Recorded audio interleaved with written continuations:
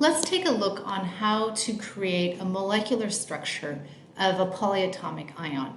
So there is something unique about polyatomic ions is that you know they have a charge. That -2 charge tells you that it has gained 2 electrons.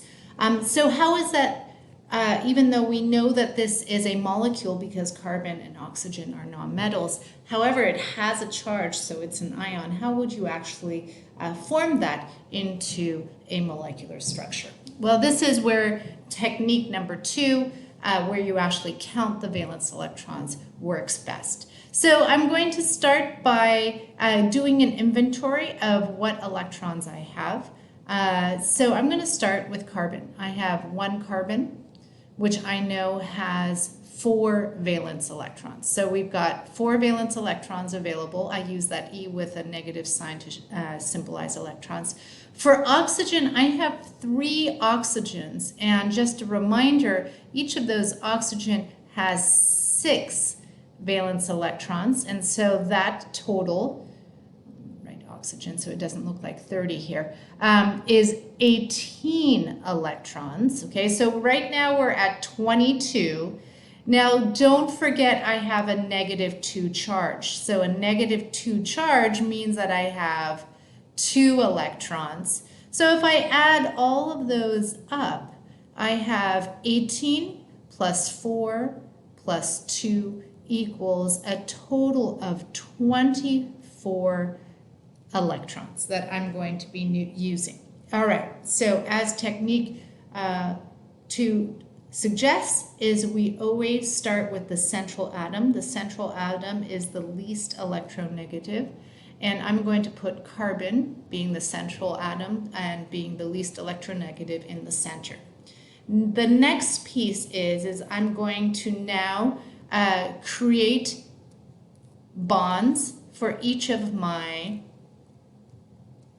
other atoms surrounding this carbon. Okay, you'll notice that for this one I have kind of spaced them out evenly because remember, these negative electrons want to be as far apart from each other as possible.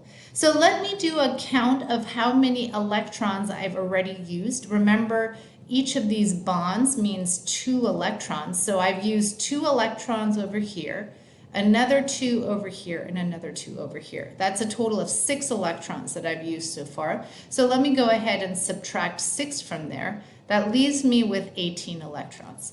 Now this is one of those techniques that I strongly suggest you always use a pencil, because it's going to be sort of letting the drawing do the learning for you, and you just sort of using what you see to then manipulate it. So we kind of always start with the central atom first. We bond our other atoms spaced out as much as possible, take an inventory of how many electrons we've used, and now we have 18 electrons left over.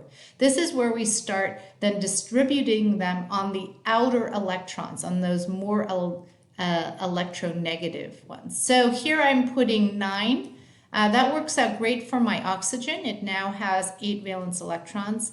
I'm putting on 6 electrons of my 18 on here. I'm putting another 6 on here and another 6 over here. I've distributed all of my electrons.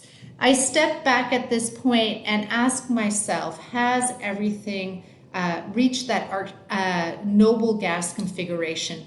Does it have 8 valence electrons surrounding it? Well, all the oxygens certainly do. But screaming out to me is the carbon. The carbon only has 6 valence electrons. That is not good enough.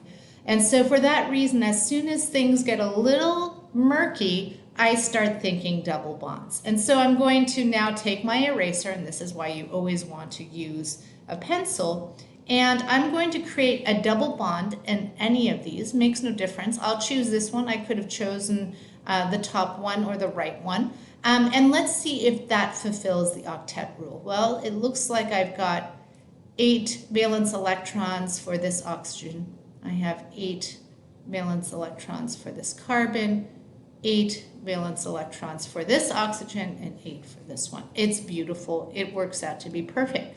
So when I actually draw the structural formula for this, remember I want to keep those electrons as far away from each other as possible because they repel.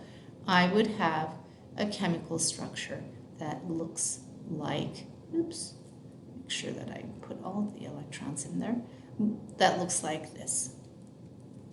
There we go.